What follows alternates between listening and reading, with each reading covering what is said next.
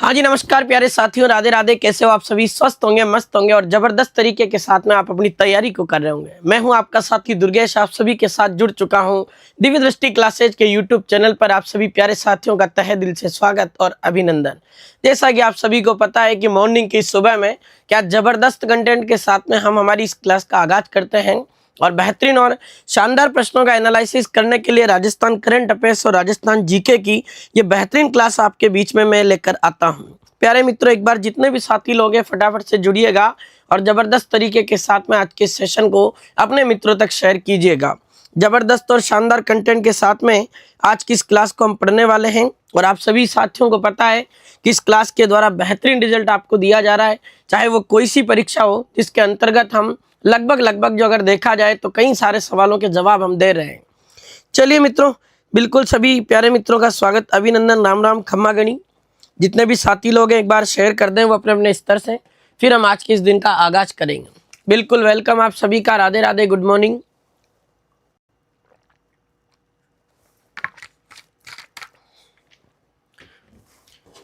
चलिए मित्रों, तो आज है राजस्थान करंट अफेयर्स की डेली अपने स्टडी जीके के साथ वाली क्लास और आज हम पढ़ने वाले हैं 13 मई का करंट अफेयर्स। बेहतरीन कंटेंट के साथ में हम आगाज करने वाले हैं। जैसा कि आपको पता है, सबसे पहले हम क्लास में रिवीजन के रूप में हमारे जो 10 सवाल है उनको हम देखने वाले हैं। उसके पश्चात मित्रों हम देखेंगे क्या, उसके पश्चात विजय सीरीज के बेहतरीन राजस्थान जीके से संबंधित 10 सवालों के जवाब हम देने वाले हैं। तो आज इस सेशन में जितने भी तमाम साथी लोग जुड़े हैं एक बार क्लास को जरूर लाइक और शेयर कर दें। बिल्कुल राधे राधे, सभी का स्वागत है, अभिनंदन है आप सबका मित्रों। और एक बार बढ़िया जोरदार तरीके के साथ में आप अपने मित्रों तक इस सेशन को जरूर पहुंचाइएगा। चलिए मित्रों, तो बिना किसी देरी के मैं इस दिन का आगाज करूंगा और हम करें आज के इस दिन की शुरुआत। देखते हैं मित्रों, सबसे पहले आप सभी को पता है, दो इन्फॉर्मेशन मैं आपको दे देता हूँ। ये राजस्थान जीके की टेंशन खत्म और अब आपको मिलेगी मित्रों टॉपिक वाइज बेहतरीन टेस्ट सीरीज। यहाँ टॉपिक वाइज आपको टेस्ट पेपर मिलेंगे मित्रों और इसके अंदर अगर देखा जाए तो मित्रों कॉम्बो टेस्ट सीरीज के अंदर आपके 4000 से ज़्यादा आपको इसके अंदर टॉप MCQ PYQ मिलने वाले हैं, शानदार कंटेंट के साथ में। और वो भी आपके बदलते पैटर्न के अकॉर्डिंग इस टेस्ट सीरीज के अंदर क्वेश्चन है, चाहे वो कथन कारण वाले सवाल हो, चाहे वो कालक्रम वाले सवाल हो, सारे क्वेश्चन को इसके अंदर रखा गया। कॉम्बो टेस्ट सीरीज अब मात्र आपको मिलेगी मात्र 51 रुपये के अंदर। मात्र 51 रुपये की टेस्ट सीरीज है जिसमें कला संस्कृति के 1600 से ज़्यादा क्वेश्चन मिलेंगे और 38 पेपर इसके अंदर जो है मित्रों वो अपलोड हो चुके हैं। 80 क्वेश्चन के हैं। राजस्थान इतिहास के 1400 से ज़्यादा क्वेश्चन है, 14 पेपर इसके अंदर अपलोड है। करंट अफेयर्स के 1000 से ज़्यादा क्वेश्चन है और लगभग 28 पेपर इसके अंदर जो है मित्रों वो अपलोड है। लगभग 80, 85, 90 के आसपास जो पेपर है वो इसके अंदर अपलोड हो चुके हैं। जो भी कोई इच्छुक विद्यार्थी है जिन्हें राजस्थान जीके में हिस्ट्री, कल्चर और अपना करंट अफेयर्स मजबूत करना है, वो साथी अपने कॉम्बो टेस्ट सीरीज को परचेज कर सकते हैं मात्र 51 रुपये के अंदर। अभ्यास बैच जो कि आपको पता है एक बेहतरीन कंटेंट के साथ में है, नए पैटर्न पर आधारित है। ओनली 151 रुपये का ये बैच है। शानदार कंटेंट के साथ में हम इस अभ्यास बैच को लाइव पढ़ा रहे हैं और इस अभ्यास बैच की जो लाइव क्लासेज है मित्रों वो आपके 8 से लेकर 11 बजे के बीच आती है। तो 8 से लेकर 11 बजे तक ये मॉर्निंग वाला जो बैच है मित्रों ये आपका अभ्यास बैच है और मॉर्निंग में इसकी पूरी लाइव क्लासेज आपके चल रही है। सबसे पहले 8 बजे मैं आपको पढ़ाता हूँ, इसमें राजस्थान कला संस्कृति। 9 बजे मेरे बाद अभिषेक सर आएंगे और 10 बजे मोहन सर आने वाले हैं। तो अभ्यास बैच जिसमें राजस्थान हिस्ट्री का पोर्शन अभिषेक सर देखेंगे, कल्चर वाला पोर्शन दुर्गेश सर यानी मैं पढ़ाने वाला हूँ और राजस्थान भूगोल यानी कौन पढ़ाएंगे, मोहन सर। 151 रुपये का बैच है। जो भी कोई साथी जुड़ना चाहता है जुड़ जाइएगा। और मैं फिर कह रहा हूँ BSTC से लेकर RS प्रीलिम्स तक के एग्जाम दे लेना, second grade, first grade, PTI, जो भी आपकी इच्छा हो, तमाम एग्जाम को ध्यान में रखते हुए ये आपका बैच है। और अभी लेब असिस्टेंट में तुम देख लेना, चित्रकला और त्योहार और मेले के दोनों टॉपिक फ्री है इसके अंदर, उनके क्वेश्चन देखना। दोनों के सवाल उस अपने टेस्ट सीरीज से और अपने अभ्यास बैच के जो सवाल है वो पेपर में छपे हैं। तो इस तरीके का कंटेंट अगर आप पढ़ना चाहते हैं तो ये आप अभ्यास बैच को ज्वाइन कर सकते हो और एक अपने कॉम्बो टेस्ट सीरीज है इसको भी आप ज्वाइन कर सकते हो। चलिए मित्रों, अब हम बिना किसी देरी के आगे बढ़ने वाले हैं और सबसे पहले हम देखेंगे क्या मित्रों, रिवीजन सीरीज। राजस्थान में किस स्थान पर 9 करोड़ रुपए की लागत से शिल्प ग्राम की स्थापना की जाएगी? तो ये राजस्थान में आपके डूंगरपुर में इसकी स्थापना होगी। 21-22 सितंबर 2026 को प्रस्तावित राजस्थान में मारवाड़ डोमेस्टिक ट्रेवल जो मार्ट है उसका आयोजन कहाँ किया जाएगा? तो ये आपके जोधपुर में होगा। फिर 20 दिसंबर 2025 को प्रारंभ स्मार्ट विलेज मिशन मोड परियोजना के संदर्भ में सही विकल्प का चयन करें। यह आर्थिक समीक्षा का सवाल है। ये स्मार्ट विलेज मिशन मोड परियोजना राजस्थान सरकार ने 20 दिसंबर 2025 से पाली जिले के सवाईपुरा नामक गांव से शुरू की थी। इस परियोजना का उद्देश्य है कि अब जो ग्रामीण बुनियादी ढांचा है उसको वैज्ञानिक तकनीकों के माध्यम से डेवलप करना और जो हेल्थ है और आजीविका जो है उसके क्षेत्र को बेहतर बनाना। और इस परियोजना में CSIR की 14 परियोजनाएं कार्यरत हैं। CSIR की फुल फॉर्म भी आपके सामने है, council of scientific and industrial research, ये इसकी CSIR की फुल फॉर्म है। तो ये चारों स्टेटमेंट इसके बारे में क्या है मित्रों? सही। अप्रैल 2025 से मार्च 2026 तक के मध्य राजस्थान के किस हवाई अड्डे को वाटर पॉजिटिव एक्रीडिएशन सर्टिफिकेट अपने जारी किया गया? सांगानेर एयरपोर्ट अपने जयपुर को किया गया। 18 से 21 मार्च 2027 को प्रस्तावित 3rd नंबर की आपके एशियाई पैरा थ्रोबॉल चैंपियनशिप का आयोजन कहाँ किया जाएगा? तो सिंगानिया यूनिवर्सिटी आपके झुंझुनू, इसमें इसका आयोजन होगा 3री एशियाई पैरा थ्रोबॉल चैंपियनशिप का। 16वीं जनगणना 2027 के संदर्भ में निम्नलिखित कथन को ध्यानपूर्वक पढ़ें और सही विकल्प का चयन करें। कल मैंने आपको पढ़ाया कि 16वीं जनगणना का पहला चरण स्वगणना के रूप में 1 से लेकर 15 मई 2026 के बीच आयोजित हो रहा है। इसके रजिस्ट्रार जनरल और जनगणना आयुक्त अपने कौन है? तो मृत्युंजय कुमार जो नारायण है वो बने हैं। जबकि राजस्थान में जनगणना का कार्य निदेशक आपके विष्णुचरण मलिक को बनाया गया और 16 मई से 14 जून 2026 के मध्य मकान सूचीकरण का कार्य किया जाएगा। और इसका शुभंकर है प्रगति और विकास। और मैंने बताया था इसका ब्रांड एम्बेसडर आपके ओडिशा के सेंड आर्टिस्ट एक कलाकार हैं जिनका नाम आता सुदर्शन पटनायक, उन्हें बनाया गया। ये भी आपको ध्यान रखना। और स्वतंत्रता के पश्चात 8वें नंबर की जनगणना है ये आपको ध्यान रखना है जो 2027 में होने वाली है। चलिए मित्रों 1 मिनट रुकिएगा।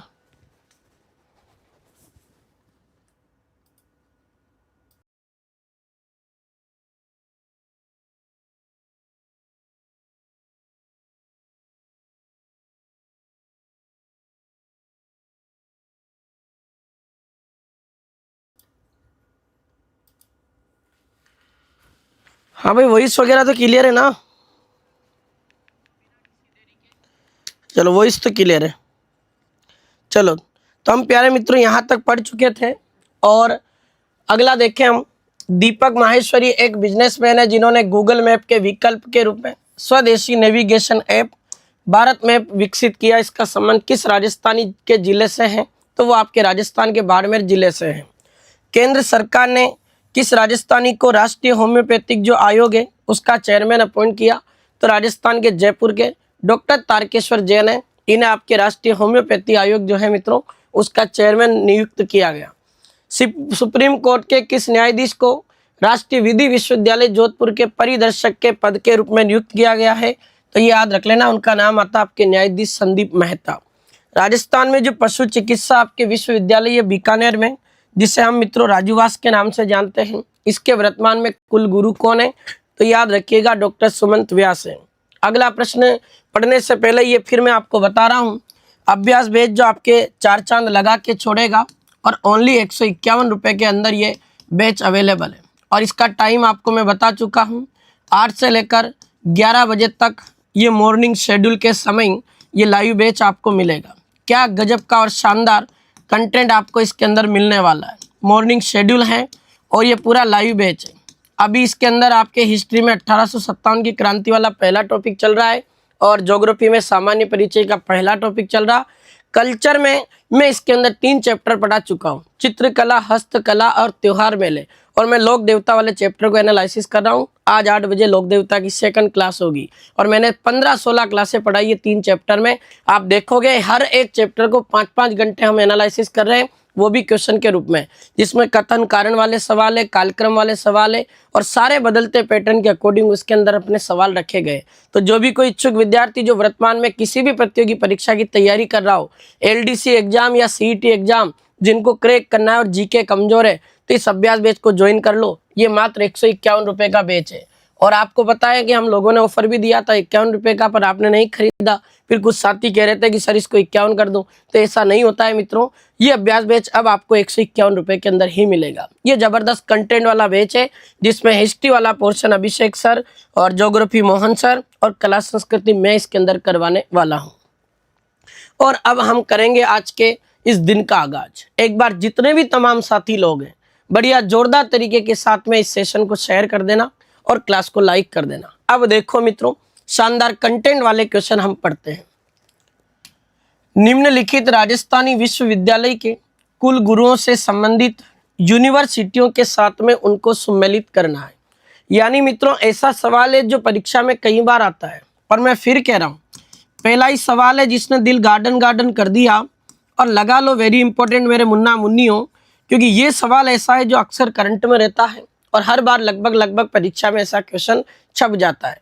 अब मैं आपको बता देता हूँ, जैसा कि आपको पता है कि पहले यूनिवर्सिटी के कुलपति हुआ करते थे, फिर राजस्थान सरकार ने संशोधन किया और कुलपति का नाम बदलकर क्या रखा मित्रों, कुलगुरु कर दिया गया।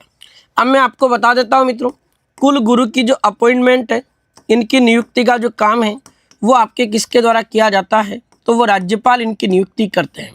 क्योंकि आपको पता है राज्यपाल जो है अपने सभी यूनिवर्सिटी जो होती है विश्वविद्यालय, उनके कुलाधिपति माने जाते हैं। ये भी आपको जो है मित्रों पता होना चाहिए। तो राज्यपाल सभी यूनिवर्सिटियों के कुलाधिपति माने जाते हैं, ये भी आपको पता होना चाहिए। और अपने अभी कुछ यूनिवर्सिटियों के कुलगुरु के साथ में सम्मिलित करना है, करते हैं मित्रों। प्रोफेसर अखिल रंजन गर्ग का संबंध किससे है, प्रोफेसर भगवती प्रसाद सारस्वत का संबंध, और प्रोफेसर BL वर्मा और प्रोफेसर निमित रंजन चौधरी मिला देते हैं। अगर मैं मित्रों प्रोफेसर आपके अखिल रंजन गर्ग की बात करूं तो इनका संबंध आपके राजस्थान में बीकानेर की टेक्निकल यूनिवर्सिटी के साथ आता है।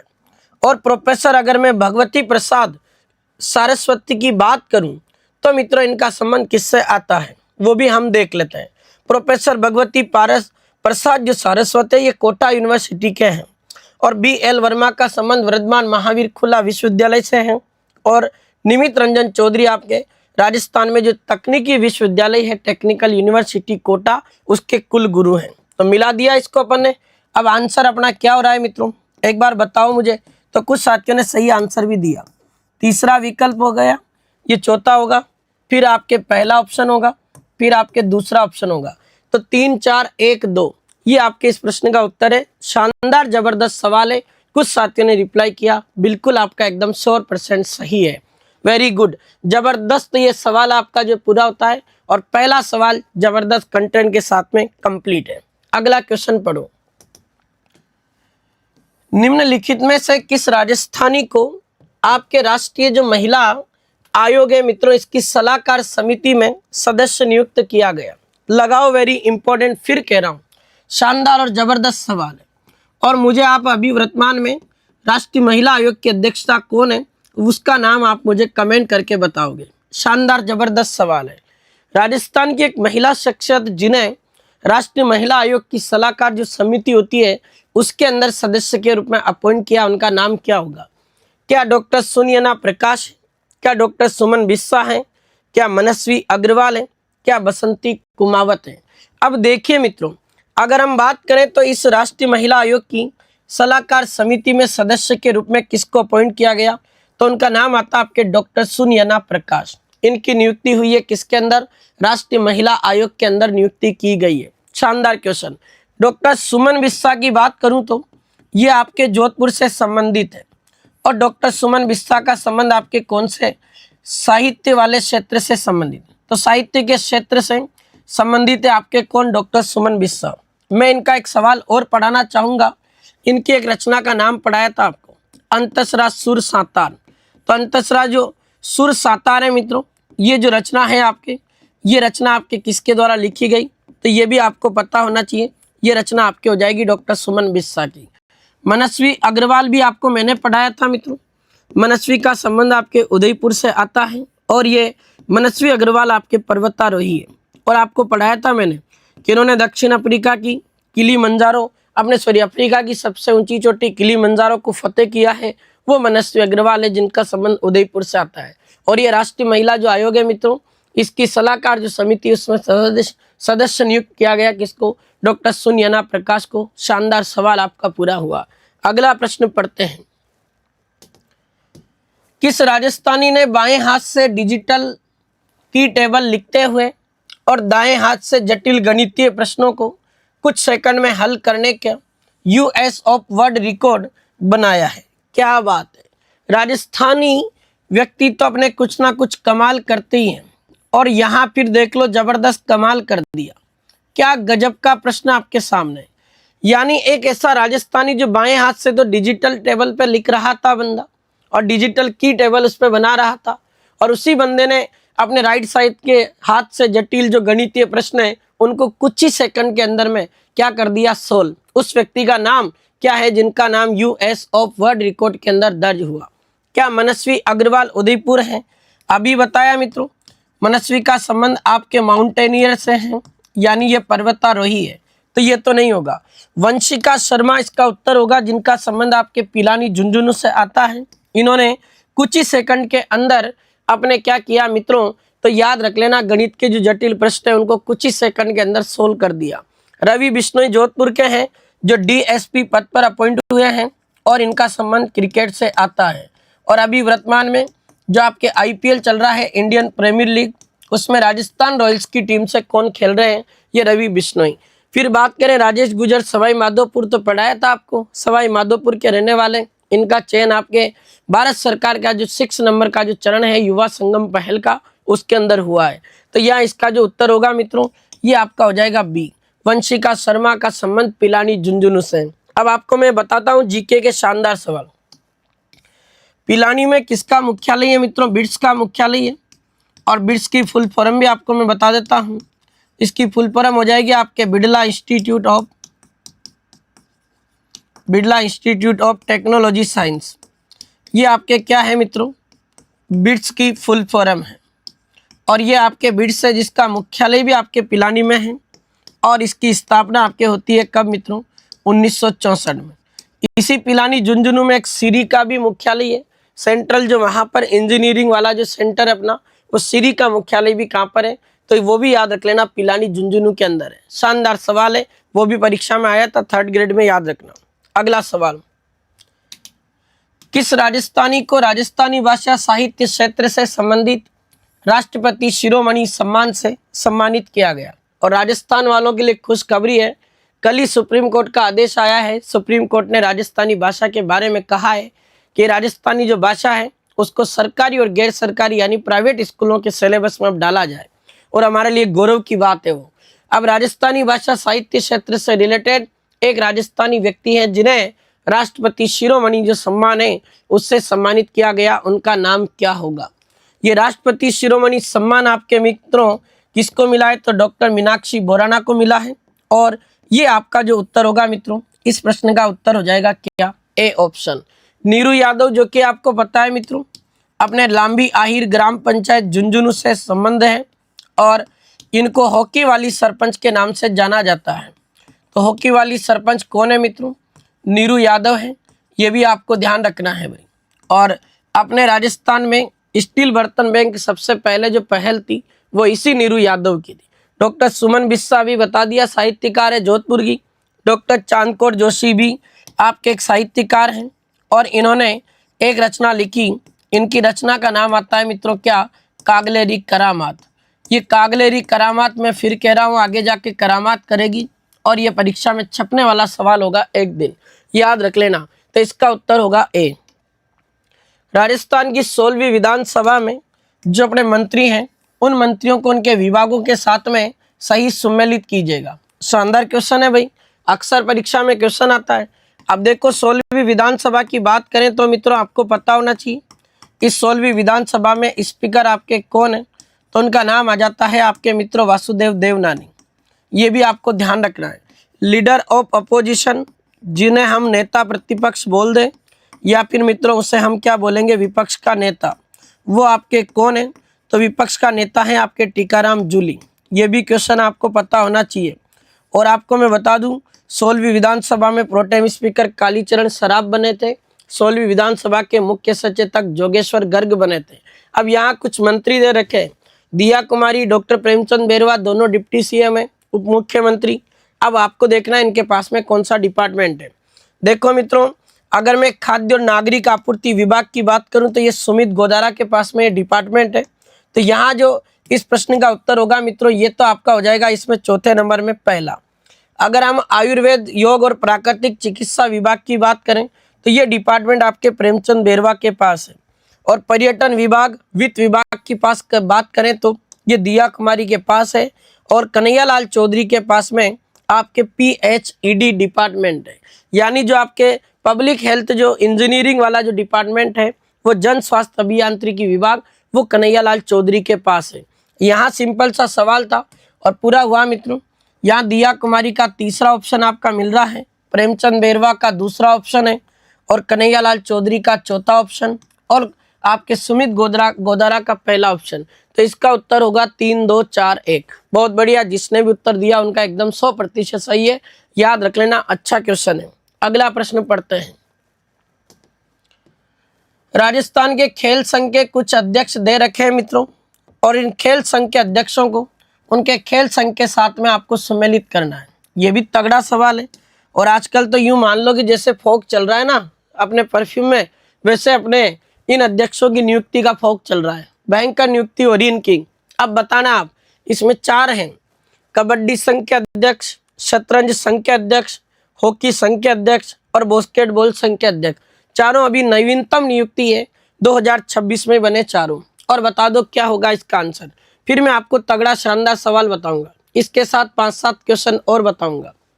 देखो मित्रों, हम बात करें राजस्थान में कबड्डी संघ की तो ये जितेंद्र सिंह के पास में डिपार्टमेंट है, तो यहाँ इसका 2 नंबर होगा। शतरंज संघ के अध्यक्ष पहले कृष्ण गोपाल थे, अब कृष्ण गोपाल की जगह कौन आए हैं? लक्ष्मण राघव आए हैं। हॉकी संघ के अध्यक्ष आपके अरुण सारस्वत हैं और बास्केटबॉल संघ के अध्यक्ष आपके कौन है मित्रों? अजीत सिंह राठौड़ है। शानदार जबरदस्त क्वेश्चन है। तो इसका उत्तर अपन को क्या मिला मित्रों? 2 नंबर आपका मिल गया पहले में, फिर आपका चौथा नंबर मिलेगा, फिर उसके बाद में आपका पहला नंबर और फिर आपका तीसरा नंबर। 2, 4, 1, 3 इस प्रश्न का आंसर होगा, जो कि शानदार और जबरदस्त प्रश्न आपका जो है मित्रों पूरा हुआ। अगला प्रश्न पढ़े अपन, तो ये कुछ आपके प्रमुख चर्चित राजस्थानी साहित्यकार हैं और उनके पुस्तकें लिखी हुई है, उनको अपनी पुस्तकों के साथ में आपको मैच करना है। कर दो भाई, शानदार जबरदस्त क्वेश्चन है। और मैं तो फिर कह रहा हूँ, ये क्वेश्चन भी आपके करंट में रहा है, क्या तगड़ा और जबरदस्त क्वेश्चन है। आजकल का जो बदलता पैटर्न है वो इसी तरीका का है और शानदार सवालों को पूछ रहा है। क्या होगा इसका आंसर बताओ? डॉक्टर जितेंद्र कुमार सोनी, मैंने आपको बताया था मित्रों, ये एक IAS अधिकारी हैं और पहले जयपुर जिला कलेक्टर थे, अभी CMO में है मुख्यमंत्री ऑफिस के अंदर। और डॉक्टर जितेंद्र कुमार सोनी सर का संबंध आपके राजस्थान में हनुमानगढ़ डिस्ट्रिक्ट से आता है। इन्होंने 2-3 रचनाएं लिखी, जिसमें डॉक्टर जितेंद्र कुमार सोनी सर की एक रचना का नाम आता आपके सनागत। ये परीक्षा में आया हुआ क्वेश्चन है, RPSC ने पूछा था। एक इनकी पुस्तक का नाम है रणखार और एक इनकी पुस्तक का नाम है बरखमा। और आपको पता है डॉक्टर जितेंद्र कुमार सोनी सर की इस बरखमा नामक पुस्तक के लिए इनको राजस्थानी भाषा के लिए केंद्रीय साहित्य अकादमी पुरस्कार से सम्मानित कर दिया गया। तो केंद्रीय साहित्य अकादमी जो पुरस्कार है मित्रों साल 2025 वाला, वो केंद्रीय साहित्य अकादमी पुरस्कार 2025 वाला किसको मिला है? तो मेरे लाल ध्यान रख लेना, राजस्थानी भाषा के लिए डॉक्टर जितेंद्र कुमार सोनी सर को मिला। शानदार जबरदस्त क्वेश्चन है। तो यहाँ जितेंद्र कुमार सोनी सर की जो पुस्तक ये पूछ रहा है मित्रों, तो इसका आंसर अपन लगा देंगे क्या? बरखमा नामक कृति। डॉक्टर चांद कौर जोशी की रचना भी बताई थी, कागलेरी करामात। जब कागला चांद पे होता है तो करामात करता है। पूनम चंद गोदारा, इन्होंने एक नाटक लिखा और इनकी रचना का पूनम चंद गोदारा की रचना का नाम आता है अंतसरे आंगने नामक रचना, ये बीकानेर के हैं। और भोगीलाल पाटीदार का नाटक है, उसका नाम आता आपके पंखेरुनिरा पीड़ा नाटक। अब मैं पहले इनके जिले भी लिख देता हूँ। जितेंद्र कुमार सोनी सर का जिला आपके हनुमानगढ़ हो जाएगा, चांद कौर जोशी का जिला आपके जोधपुर हो जाएगा, पूनम चंद गोदारा का जिला आपके बीकानेर होगा, भोगीलाल पाटीदार का जिला आपके बांसवाड़ा होगा। कैसे भी करके क्वेश्चन पूछा, हमारा गलत नहीं हो। और मैंने पढ़ाया तुम्हें, पूनम चंद गोदारा बीकानेर के हैं, जिन्हें साल 2025 में राजस्थानी भाषा के लिए युवा साहित्य पुरस्कार मिला केंद्रीय साहित्य अकादमी का। भोगीलाल पाटीदार अपने बांसवाड़ा के, जिनको 2025 में राजस्थानी भाषा के लिए केंद्रीय साहित्य अकादमी नई दिल्ली का बाल साहित्य पुरस्कार मिला, जिनको किस नाटक के लिए मिला? तो उनका नाटक आ जाता है पंखेरुनिरा पीड़ा नाटक। मैं फिर कह रहा हूं छोरों, आने वाले दिनों में ईश्वर ने चाहा तो ये क्वेश्चन तुम्हें आगामी परीक्षा में देखने को मिलेगा, और ये क्वेश्चन आरपीएससी के फेवरेट सवाल माने जाते हैं, उनमें से जरूर ये क्वेश्चन आपको पूछा जाएगा। तो यहाँ पर अपन ने सुमेलित कर दिया। जितेंद्र कुमार सोनी सर का संबंध बरखमा से 4 नंबर। चांद कौर जोशी की रचना हो जाएगी कागलेरी करामत 2 नंबर। पूनमचंद गोदारा की रचना है अंतसरे आंगने 1 नंबर। और आपके भोगीलाल पाटीदार का नाटक कौन सा है? वो है आपके पंखेरुनिरा पीड़ा नाटक। ये जबरदस्त और शानदार प्रश्न आपका फिर पूरा हुआ। आओ अगले प्रश्न की ओर बढ़ते हैं। दीनदयाल अंत्योदय जो योजना है मित्रों, इसके अंतर्गत जो आपके राष्ट्रीय जो शहरी अपने आजीविका जो मिशन है, उसमें बेहतरीन योगदान देने के लिए किस राज्य को वर्ष 2025 में स्पोक पुरस्कार से सम्मानित किया गया? लगा लीजिएगा, वेरी इंपॉर्टेंट, जबरदस्त और शानदार प्रश्न फिर आपका यहाँ इस परीक्षा में छपने वाला सवाल है। अपने अगर मैं इस योजना की बात करूं मित्रों, दीनदयाल अपने अंत्योदय योजना, तो ये योजना आपके कौन सी गवर्नमेंट ने चलाई थी? केंद्र सरकार की। और अगर मैं आपको बताऊं मित्रों इस योजना की, तो केंद्र सरकार ने इस योजना को 2013 के अंदर ही प्रारंभ कर दिया था। पहले इसका नाम अलग हुआ करता था, फिर मोदी सरकार ने इसका नाम दीनदयाल अंत्योदय योजना रख दिया, और इसके अंतर्गत राष्ट्रीय शहरी आजीविका मिशन आता है। मतलब जो अपने देश में जो भी शहरी क्षेत्र है, उन शहरी क्षेत्र के लोगों को हम किस प्रकार से रोजगार दें कि उनकी आजीविका जो है वो बनी रहे, और उसी में बेहतरीन योगदान करने के लिए हमारे रंगीले राजस्थान को स्पोक पुरस्कार 2025 से सम्मानित किया गया। इस प्रश्न का आपका सही आंसर होगा क्या मित्रों? ये आपका ए ऑप्शन। बहुत ही शानदार और जबरदस्त क्वेश्चन है। फिर कह रहा हूं, आगामी परीक्षा में ऐसा सवाल आपको देखने को मिलेगा। और मैं आपको बता दूं भाई, ऐसा सवाल अभी लेब असिस्टेंट में भी आया था, और में भी आएगा। जैसे सवाल पूछ ले, राजस्थान में हम बात करें तो बाजरा उत्पादन में हमारे राजस्थान की कौन सी रैंक है भाई? पहली रैंक। हम पहले नंबर पर है बाजरा उत्पादन में। दूसरी बात, हम राजस्थान वाले तिलहन उत्पादन में भी हम पहले नंबर पर हैं, ये भी आपको ध्यान रखना है।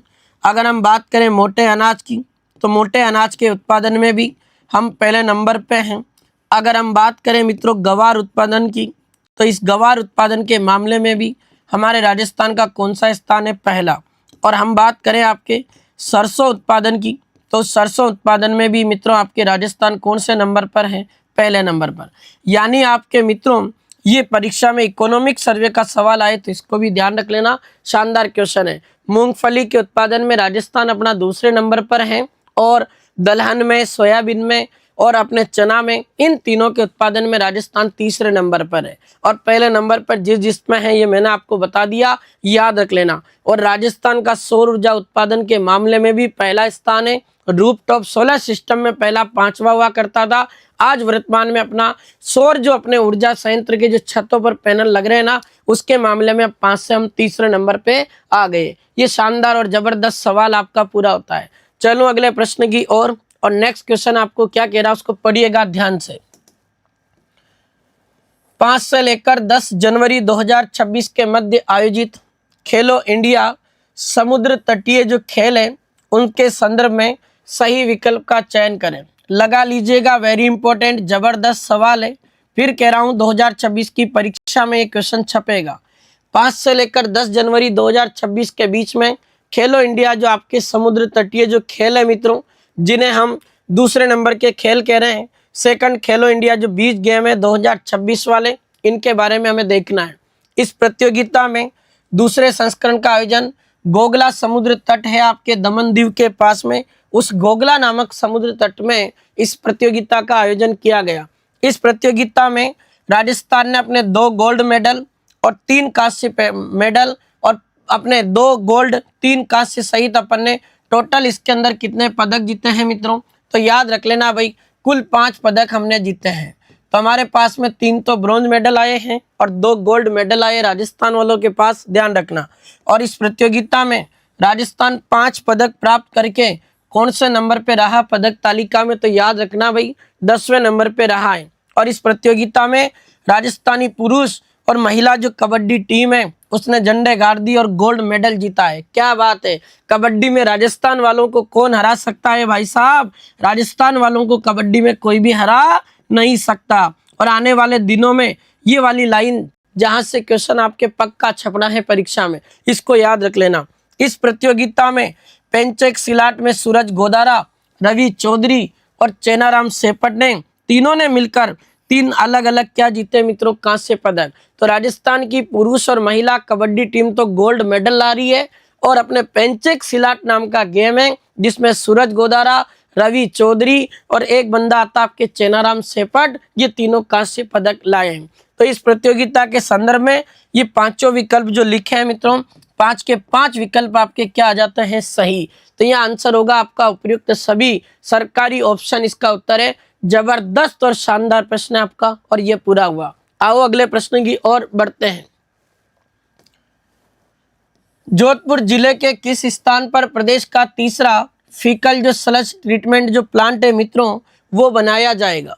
अब ये फीकल जो स्लज ट्रीटमेंट प्लांट है मित्रों, इसका मतलब क्या है कि जो मित्रों आपके जो कचरा वगैरह है, अब हम इस कचरे का क्या करें, इस कचरे को हम क्या करें मित्रों, तो कचरे को भी हम बिजली बनाने के लिए उपयोग में ले लें। और आपने जो फीकल स्लज जो आपके ट्रीटमेंट प्लांट है ये बनाए जा रहे हैं और प्रदेश का तीसरा आपका फीकल स्लज प्लांट ये कहाँ स्थापित हुआ मित्रों? तो आप याद रखिएगा ये तीसरे नंबर का आपके जो फीकल स्लज ट्रीटमेंट प्लांट है ये आपके स्थापित हुआ मथानिया में। और मथानिया आपके कहाँ पड़ता है मित्रों? तो याद रख लेना आपके जोधपुर में पड़ता है। मैंने आपको पहले भी पढ़ाए थे फीकल स्लज ट्रीटमेंट प्लांट, कोई देखे कमेंट करके बताओ पहला और दूसरा कौन सा है? ये मथानिया में। और मथानिया में आपको पता है मित्रों एक जबरदस्त सवाल आता है यहाँ से, इस राजस्थान का प्रथम आपके जो मसाला पार्क है मित्रों वो आपके मथानिया जोधपुर में स्थापित किया गया था। मसाला पार्क बोल दो इसको या फिर मैं इसको स्पाइस पार्क बोल दूं तो भी बात एक ही है। जबकि राजस्थान का सेकंड नंबर का आपके जो मसाला पार्क है या जो सेकंड नंबर का स्पाइस पार्क है वो राजस्थान का आपके सेकंड नंबर का स्पाइस पार्क कहाँ स्थापित किया गया था? तो वो भी आप ध्यान रख लेना, वो स्थापित हुआ था आपके रामगंज मंडी में। रामगंज मंडी की लोकेशन आपको पता है कहाँ आती है मित्रों? तो कोटा डिस्ट्रिक्ट में आती है, ये भी आपको पता होना चाहिए। ठीक है मित्रों, जबरदस्त और शानदार सवाल है आपका और ये पूरा हुआ। अगर मैं बात करूं आपके तनसुख गांव की तो ये आपको पता है राजस्थान जीके का शानदार सवाल बनता है। क्यों फेमस है? तो तनसुख गांव जो है मित्रों मलमली जो वस्त्र होते हैं अपने मुलायम, उन मलमली वस्त्रों के निर्माण के लिए अपने कौन सा गांव प्रसिद्ध है जोधपुर जिले का? तो मेरे लाल ध्यान रख लेना उस गांव का नाम आपके आ जाता है क्या? तनसुख गांव। बोरानाड़ा जोधपुर के तो कई सवाल यहाँ बन चुके हैं। इस बोरानाड़ा जोधपुर में तो मित्रों ये आपके सवाल आता है, यहाँ पर राजस्थान सरकार ने हस्तशिल्प एवं अपने जो फर्नीचर होता है मित्रों उसको बढ़ावा देने के लिए इंडस्ट्रियल पार्क के रूप में यहाँ स्थापना की। तो हस्तशिल्प और फर्नीचर पार्क आपके बोरानाड़ा जोधपुर में है। राजस्थान में हस्तकला का सबसे बड़ा केंद्र आपके बोरानाड़ा माना जाता। संत धन्ना का मंदिर भी बना हुआ यहाँ पे। मोकलावास जोधपुर का बताया था तुम्हें, मैंने पढ़ाया था करंट में सवाल। इस मोकलावास नामक स्थान पर देश का पहला पंचगव्य चिकित्सा जो पाठ्यक्रम है मित्रों वो आपके यहाँ से प्रारंभ किया गया। तो पंचगव्य जो आपके चिकित्सा पाठ्यक्रम है मित्रों वो देश का पहला कहाँ से शुरू किया गया है? तो मेरे लाल ध्यान रख लेना वो आपके राजस्थान में जोधपुर जिले के मोकलावास नामक गांव से शुभारंभ किया गया। बहुत ही तगड़ा और शानदार सवाल है। सवाल एक था पर हमने कम से कम इसके अंदर 5 से 7 सवालों को रखा है और ये जबरदस्त आपका प्रश्न पूरा हुआ। ये करंट अफेयर्स के आपके जो मित्रों अपने जो टॉप 10 10 सवाल थे मित्रों ये 10 के 10 सवाल आपके पूरे करवा दिए मैंने, याद रख लेना। अब हम बात करेंगे राजस्थान जीके के बेहतरीन सवालों की। उससे पहले एक छोटी सी जानकारी दे दूं, राजस्थान की किसी भी प्रतियोगी परीक्षा की तैयारी अगर आप वर्तमान में कर रहे हो, CET, LDC, second grade, first grade, PTI, RS pre, lab assistant का एग्जाम तो हो चुका, इन सभी प्रतियोगी परीक्षाओं के लिए आपका एक दक्ष बैच है जो अब आपको मिलेगा मात्र आपके कितने रुपए में? मात्र 51 रुपए के अंदर अवेलेबल है। इस दक्ष बैच के अंदर आपको मित्रों मैं आपको 2 सब्जेक्ट पढ़ाने वाला हूं। एक तो इस दक्ष बैच के अंदर आपको मिलेगा मित्रों कौन सा सब्जेक्ट? ये अपने राजस्थान का जो करंट अफेयर्स है, ये अपना डेली तो वैसे टॉप 10 सवालों वाला प्रदर्शन यहाँ होती है यूट्यूब पर, लेकिन इस राजस्थान करंट अफेयर्स वाले सब्जेक्ट को अगर आप टॉपिक वाइज कंप्लीट करना चाहते हो और वो भी आपको कहाँ से कहाँ तक मिलेगा मित्रों, तो जनवरी से लेकर दिसंबर 2026 तक का टॉपिक वाइज कंटेंट आपको मिलेगा राजस्थान करंट अफेयर्स का दक्ष बैच के अंदर। और इसके अंदर मैं दक्ष बैच में राजस्थान करंट अफेयर्स तो पढ़ा रहा हूँ सही, लेकिन उसके साथ में आपको मित्रों राजस्थान जीके का एक जबरदस्त सब्जेक्ट भी इसके अंदर थ्योरी के रूप में पढ़ाने वाला हूँ। और आर्ट एंड कल्चर की अगर आपको ये थ्योरी कंप्लीट करनी है मित्रों, तो वो भी आप इस बैच के साथ जुड़ जाएं। और थ्योरी जो है मित्रों मैं आपको बता दूं, लगभग मैंने इसके अंदर 160 से 170 घंटे प्लस इसमें आर्ट एंड कल्चर को पढ़ाया है, जो आप किसी भी एग्जाम के लिए इसको कंप्लीटली अपने तैयार कर लो। मैं तो कह रहा हूं कि अगर 160 घंटे तुमने इस कल्चर को दे दिए तो इससे बाहर कुछ नहीं है भाई साहब। और लेब स्टैंड में मिला लेना, लाइन टू लाइन सवाल छपे इसके अंदर। तो ये आपके कल्चर और करंट दोनों का एक कॉम्बो बैच है दक्ष बैच, जो अब आपको मिलेगा मात्र अपने 51 रुपए के अंदर। आइए मित्रों, अब हम देखेंगे जीके के जबरदस्त सवाल, जहां आपके प्रदर्शन की मुझे बेहतरीन उम्मीद है। राजस्थान के किस लोक नृत्य के अंदर कृषि क्रियाएं संपन्न होती है? बता दो फटाक से। शानदार प्रश्न है, कई बार पढ़ाया है और लेब स्टैंड में भी आया था सवाल। बताओ, शानदार प्रश्न है। एक बार क्लास को जरूर सभी साथी लाइक और शेयर कर दे भाई।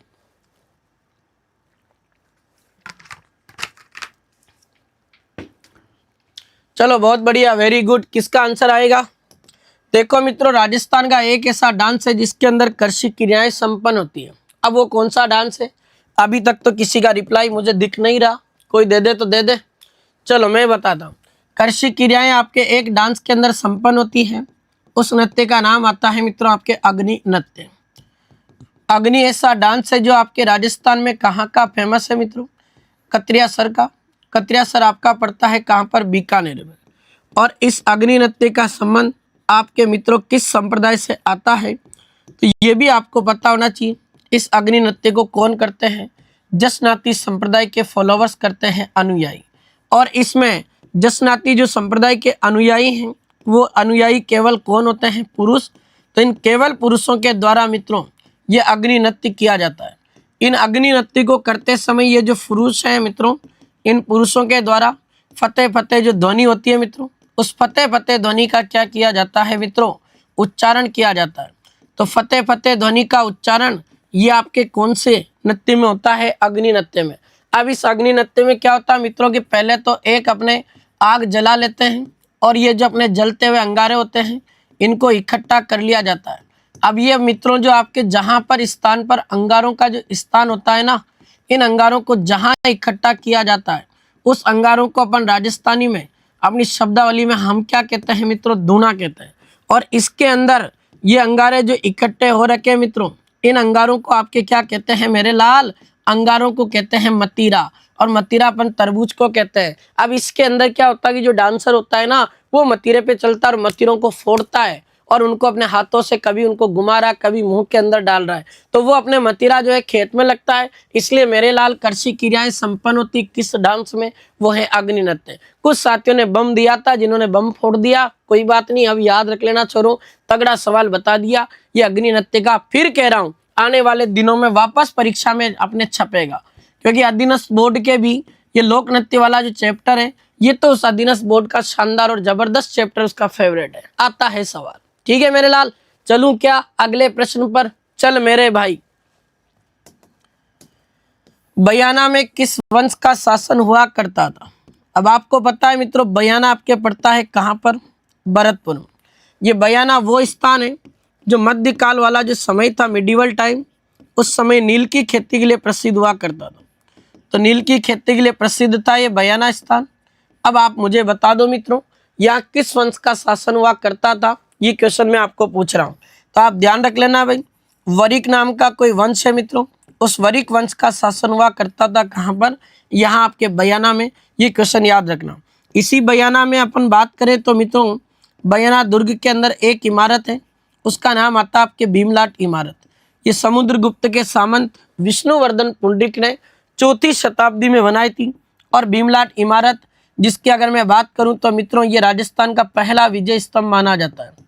तो राजस्थान का पहला विजय स्तंभ या राजस्थान का पहला विक्ट्री टावर पूछे तो वो आपके कहाँ पर स्थित है मित्रों? याद रख लेना, अपने बयाना के किले में भीमलाट इमारत के रूप में है। और अगर मैं इस इमारत की बात करूं तो RS प्री के अंदर सवाल पूछा था मित्रों, ये किस काल की है इमारत? तो ये गुप्त काल में बनी हुई इमारत है। ये 8 मंजिला ऊंची है, 26 फीट चौड़ी है। इसको राजस्थान की कुतुब मीनार कहते हैं और राजस्थान का पहला विजय स्तंभ माना जाता। इस भीमलाट इमारत का संबंध भी किससे? बयाना। और इसी बयाना के दुर्ग में एक उषा मंदिर हुआ करता था, जिसको कालांतर में मुबारक खिलजी ने तुड़वाकर उषा मस्जिद के रूप में कन्वर्ट कर दिया था। वो भी क्वेश्चन आपको पता होना चाहिए। चलो भाई अगला सवाल देखते हैं। रंग महल जो सभ्यता है मित्रों, इसका उत्खनन किसने किया? बहुत बढ़िया सवाल। अब आपको पता रंग महल नाम की सभ्यता का संबंध आपके राजस्थान में हनुमानगढ़ डिस्ट्रिक्ट से आता है मित्रों। और ये कौन सी नदी के किनारे डेवलप हुई? तो उस नदी का नाम आता है मित्रों आपके गग्गर नदी। हालांकि गग्गर नदी के किनारे हनुमानगढ़ में एक कालीबंगा सभ्यता का विकास भी हुआ और कालीबंगा के साथ में एक आपके नाम और आता है और वो नाम आपके हो जाता है पीलीबंगा सभ्यता। तो कालीबंगा पीलीबंगा जो सभ्यता है ये भी आपके हनुमानगढ़ में गग्गर नदी के किनारे डेवलप हुई थी और रंग महल सभ्यता भी उसी के किनारे डेवलप हुई। अब मैंने क्वेश्चन पूछा आपको इसके उत्खननकर्ता कौन है, तो उनका नाम आता आपके क्या मित्रों? तो डॉक्टर हन्ना रीड। तो डॉक्टर हन्ना रीड नाम के एक व्यक्ति हैं, उन्होंने उत्खनन किया था। और इस सभ्यता से मित्रों मैं आपको बता दूं भाई, गुरु व शिष्य की प्रतिमा मिली है। ये भी आपको ध्यान रखना पड़ेगा, शानदार और जबरदस्त ये क्वेश्चन आपका बनता है। तो गुरु व शिष्य की प्रतिमा हमें राजस्थान की किस सभ्यता से प्राप्त हुई है? उसका नाम आता है मित्रों आपके रंग महल। अगला सवाल पढ़ते हैं। सुनारी सभ्यता, कालीबंगा सभ्यता, गिलुन सभ्यता और बागोर सभ्यता का संबंध आपके कौन कौन सी नदियों से रहा है, उनके साथ में आपको सम्मिलित करना है। लगाओ तगड़ा क्वेश्चन है, इंपॉर्टेंट। सुनारी सभ्यता पहले तो बता दूं भाई कहाँ पर स्थित है। तो मेरे लाल सुनारी सभ्यता का संबंध आपके झुंझुनू से आता है और यहाँ आपके एक नदी बहती है, उस नदी का नाम आपके आता है कांतली नदी। इस सुनारी सभ्यता से आपके राजस्थान में लोहे गलाने की भट्टियां प्राप्त हुई है। क्या शानदार और तगड़ा सवाल है। क्वेश्चन पूछा गया मित्रों कि राजस्थान की ऐसी सभ्यता बताइएगा जिसके अंदर आपके लोहे गलाने की भट्टियां प्राप्त हुई है। तो मेरे लाल ध्यान रख लेना, उस सभ्यता का नाम आपके आ जाता है क्या? सुनारी। सुनारी सभ्यता से लोहे गलाने की भट्टियां हमें प्राप्त हुई। कालीबंगा सभ्यता की बात करूं तो अभी बताया मेरे लाल ये कहाँ पर स्थित है? हनुमानगढ़ में।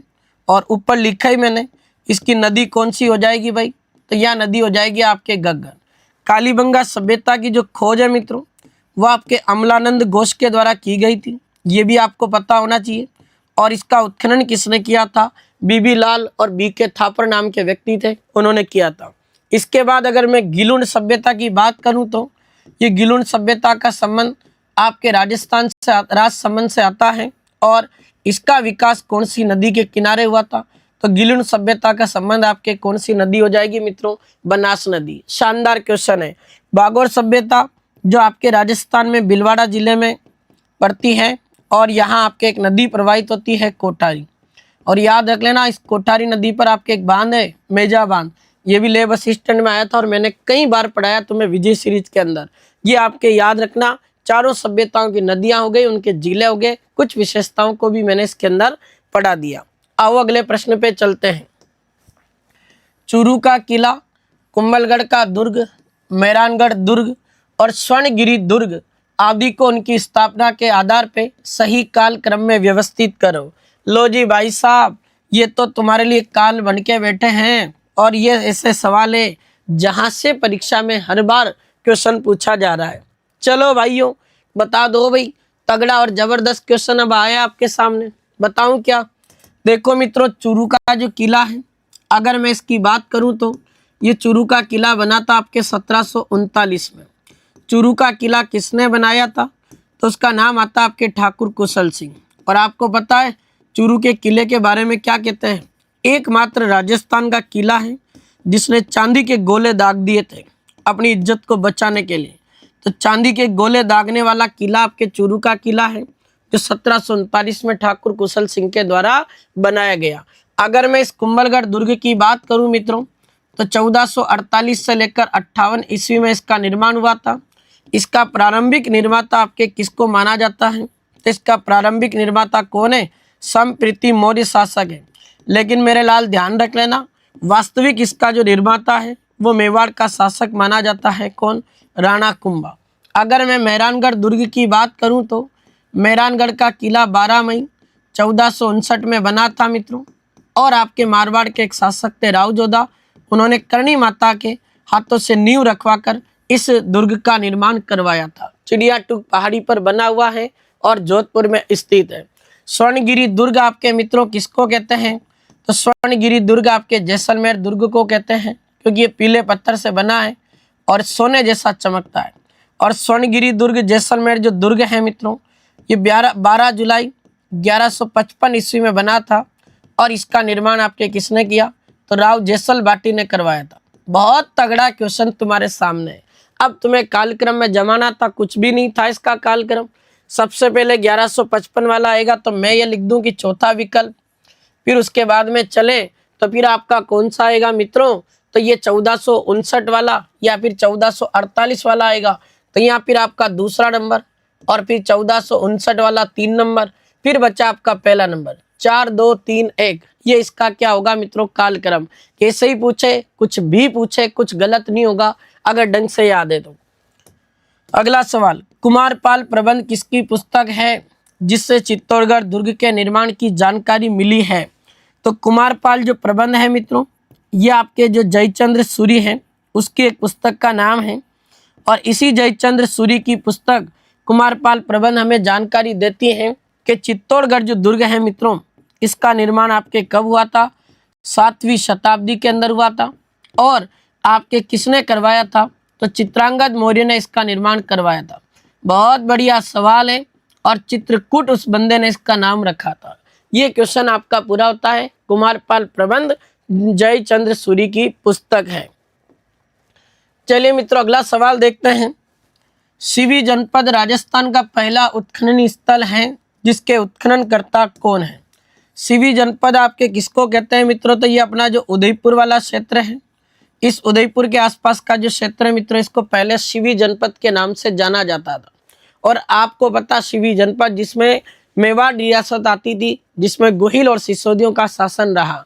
अब क्वेश्चन पूछ रहा है कि सिवी जनपद जो राजस्थान का पहला उत्खनन स्थल माना जाता, यहाँ से उत्खनन हुआ था। अब ये उत्खनन का जो काम है मित्रों, ये किसने किया था? ये क्वेश्चन आपको पूछ रहा है। सीताराम शर्मा का सबसे पहला जवाब है। और इसके उत्खननकर्ता आपके D.R. भंडारकर है मित्रों। तो D.R. भंडारकर, जो कि मित्रों याद रख लेना, बहुत ही शानदार और जबरदस्त क्वेश्चन है। इन्होंने इसका उत्खनन किया था और ये राजस्थान का पहला उत्खनन स्थल माना जाता है। अगला क्वेश्चन पढ़ो। ऐतिहासिक काल में राजस्थान में अलवर जो जिला है मित्रों, इस अलवर जिले का दक्षिण पश्चिमी जो भाग है ये आपके क्या कहलाता है? अब मैं आपको बता दूं मित्रों, शानदार तरीके से याद रख लेना। अगर अलवर जिले का उत्तरी भाग पूछे तो मेरे लाल ध्यान रखना, उसे तो आपके कुरु प्रदेश कहा करते थे। कुरु प्रदेश कहते थे इसको मित्रों, याद रखना, जिसकी राजधानी इंद्रप्रस्थ हुआ करती थी। ये क्वेश्चन भी आपको ध्यान होना चाहिए। जबकि अलवर जिले का दक्षिण पश्चिमी जो भाग है मित्रों, इसको एक जनपद के नाम से जाना जाता था और उसका नाम हुआ करता था मत्स्य जनपद, जिसकी राजधानी आपके बैराट विराटनगर हुआ करती थी, जो आज जयपुर की बजाय कोटपुतली बहरोड के अंदर पड़ता है। ये भी शानदार सवाल है, याद रखना, परीक्षा में अक्सर पूछा जाता है। अगला क्वेश्चन, राजसमंद, सीकर, नागौर और बांसवाड़ा आदि जिलों को उत्तर से लेकर दक्षिण के क्रम में व्यवस्थित करें। आजकल ऐसे सवालों को भी पूछ रहा है अब ज्योग्राफी के अंदर। अब बताओ इस प्रश्न का क्या आंसर होगा? शानदार जबरदस्त क्वेश्चन है और फटाक से इसका रिप्लाई कर दो, बता दो फटाक से। राजसमंद, सीकर, नागौर, बांसवाड़ा आदि जिलों को आपको उत्तर से लेकर दक्षिण के क्रम में व्यवस्थित करना है। नंबर देके कर दो। इसको पहला नंबर, सीकर को 2 नंबर, नागौर को 3 नंबर और बांसवाड़ा को हमने नंबर दे दिया कौन सा? 4 नंबर। अब मिला देते हैं उत्तर से दक्षिण, तो सबसे उत्तर में इनमें से कौन सा पड़ेगा भाई? तो यह सीकर आएगा सबसे टॉप पर। फिर आपको सीकर है तो मित्रों आपका 2 नंबर हो गया। सीकर के बाद अगर देखा जाए तो फिर आपका नागौर आएगा। नागौर आएगा तो यह आपका तीसरा नंबर। फिर आपका देखा जाए तो उत्तर से दक्षिण तक आना है, उसमें आपका राजसमंद आएगा, तो यहाँ आपका राजसमंद पहले नंबर पे है। और ये आपका बांसवाड़ा जो लिखा है मित्रों, ये बांसवाड़ा आपका आएगा चौथे नंबर पर। ये बांसवाड़ा आपके कौन से नंबर पर है? चौथे नंबर। ये इसका उत्तर से दक्षिण का क्रम है। 2 3 1 4 ये इसका उत्तर है। बहुत गजब का सवाल। अगला सवाल, किस पुरातत्ववेत्ता ने बीकानेर के आसपास की जो सभ्यता है मित्रों उसको सोती सभ्यता नाम दिया? बताओ भाई, इस पुरातत्ववेत्ता का नाम बता दो जिसने बीकानेर के आसपास की जो सभ्यता है उसको आपके सोती सभ्यता कहा था। उस पुरातत्ववेत्ता का नाम क्या है? मैं फिर कह रहा हूँ, इस तरीके के सवालों को करना चाहते हो ना, ये तो कुछ भी नहीं है, वन लाइनर क्वेश्चन है। बदलते पैटर्न के अकॉर्डिंग जो सवाल आ रहे, कथन कारण वाले, कालक्रम वाले सवाल, वो तुम अभ्यास बैच और कॉम्बो टेस्ट सीरीज ज्वाइन कर लेना, जिंदगी पार हो जाएगी तुम्हारी, जीके में टेंशन खत्म हो जाएगी। ठीक है भाई, चलो भाई, ये सोती सभ्यता किसने कहा है तो ध्यान रख लेना भाई, दशरथ शर्मा ने कहा। तो बीकानेर के आसपास की जो सभ्यता है ये आपके सोती सभ्यता है। ये कहने वाले व्यक्ति थे कौन? दशरथ शर्मा, एकदम सही आंसर है। अगला क्वेश्चन, अगले क्वेश्चन से पहले एक जानकारी बता दूं, कॉम्बो टेस्ट सीरीज जिसके बारे में अभी बात कर रहा था, मात्र 51 रुपए की टेस्ट सीरीज है चोरों। और ये ऐसा अपने जो टेस्ट सीरीज है जिसके अंदर आपके बदलते पैटर्न के सवाल आपको इसके अंदर मिलेंगे। और ये बदलते पैटर्न के सवाल ये आपके मिलेंगे, एक तो कथन और कारण वाले, और एक आपको इसके अंदर मिलेंगे कालक्रम वाले सवाल। मतलब कम से कम एक टेस्ट पेपर के अंदर अगर 100 सवाल है तो 20 क्वेश्चन ऐसे होंगे, 80 क्वेश्चन में आपके कूट वाले सवाल होंगे, स्टेटमेंट बेस। और कला संस्कृति के 1600 से ज़्यादा सवाल इसके अंदर है, हिस्ट्री के 1400 से ज़्यादा सवाल, करंट अफेयर्स के 1000 से ज़्यादा सवाल, और लगभग इसके अंदर 85 से 90 पेपर अपलोड हो चुके हैं। रोजाना इसके अंदर हमारे कुछ पेपर हैं जो वो अपलोड कर रहे हैं हम धीरे धीरे। ये भी आप कॉम्बो टेस्ट सीरीज के अंदर जो है मित्रों अध्ययन कर सकते हो। शानदार कंटेंट वाली टेस्ट सीरीज है, अभी कुछ दिनों तक ये ऑफर है इसका, जो 51 रुपये में तुम्हें मिलेगी। दिव्य दृष्टि क्लासेज का कोई भी कोर्स लेते हो आप, लाइव या रिकॉर्डेड, तो आप मित्रों दिव्य दृष्टि क्लासेज में कोर्स को सिलेक्ट करें और आप जो है मित्रों उस कोर्स में जाकर अप्लाई करें कूपन कोड DD99। और कोई भी कोर्स अब दिव्य दृष्टि क्लासेज का अब आपको मिलेगा मात्र 99 रुपए के अंदर, केवल अभ्यास बैच को छोड़कर। अभ्यास बैच 151 के अंदर मिलेगा, बाकी जितने भी सारे कोर्स है वो आपके 99 के अंदर मिलेगा। अब ये आपका सेशन पूरा हुआ। अब मैं आपको बता दूं मित्रों कि अपनी जो कल वाली क्लास है, यानी कल अपना कौन सा दिन है? गुरुवार। अब एक मिनट आप मेरी शांति से बात सुन लो। गुरुवार के बाद में एक आपका दिन है शुक्रवार, और एक आपका दिन आता है मित्रों आपके शनिवार। ये गुरुवार, शुक्रवार, जो शनिवार हैं, इन 3 दिन में मैं मित्रों अपने होम डिस्ट्रिक्ट गृह जिले में रहूँगा, झालावाड़। तो इन 3 दिनों में जो आपकी क्लास है मित्रों वो आपको प्रीमियर के रूप में मिलेगी। तो आप सभी प्यारे साथी निश्चित रहें और आपका समय खराब नहीं हो। आपको तो फिक्स 7 बजे जुड़ जाना है और 7 बजे वो लाइव सेशन के रूप में ही आपको प्रीमियर के रूप में चलती हुई क्लास दिखेगी। आप वहां से उस क्लास को पढ़ लेना। मैं 3 दिन के अंदर करंट अफेयर्स के सारे सवाल, विजय सीरीज के सवाल जैसे आज पढ़ा के जा रहा हूँ वैसे उसके अंदर रिकॉर्ड करके जाऊँगा। तीनों दिनों में आपका समय खराब नहीं होगा। लाइव सेशन में के रूप में ही देखकर आप उस क्लास को देखना, और देख जरूर लेना, क्योंकि 30 सवाल करंट के हैं और लगभग आप मान के चलो 100-150 उसमें जीके के सवाल बता दूंगा। ये आज का सेशन आपका पूरा हुआ। चलिए मित्रों, इसी के साथ इस क्लास को एंड करूंगा। उससे पहले आपको एक इन्फॉर्मेशन और देनी थी जो मैं आपको बता चुका हूं। जो भी कोई इच्छुक विद्यार्थी जिनको लगता है कि अभी लैब असिस्टेंट के एग्जाम ने आपको हवा बता दी है कि CET और LDC का पेपर कैसा आने वाला है, और RPSC के अंदर 2nd ग्रेड 1st ग्रेड की तैयारी कर रहे हो, तो इस वाले बैच को परचेज कर लेना। 8 से 11 बजे तक मॉर्निंग शेड्यूल में लाइव बैच है, मात्र 151 रुपये का बैच है। और ये 151 रुपये भी कुछ दिनों तक इसकी प्राइस रहेगी, फिर उसके बाद में ये 499 में आपको मिलेगा जब इसका कंटेंट और बढ़ता जाएगा। चलिए मित्रों, इसी के साथ आज का दिन विराम देते हैं। थैंक यू सो मच आप सबका। एक बार क्लास को लाइक और शेयर जरूर करें। नए साथी जुड़े हैं और चैनल का कंटेंट अच्छा लगा है तो अंत में यही कहूँगा, चैनल को जरूर सब्सक्राइब करें। धन्यवाद। राम राम। खम्मा गणी।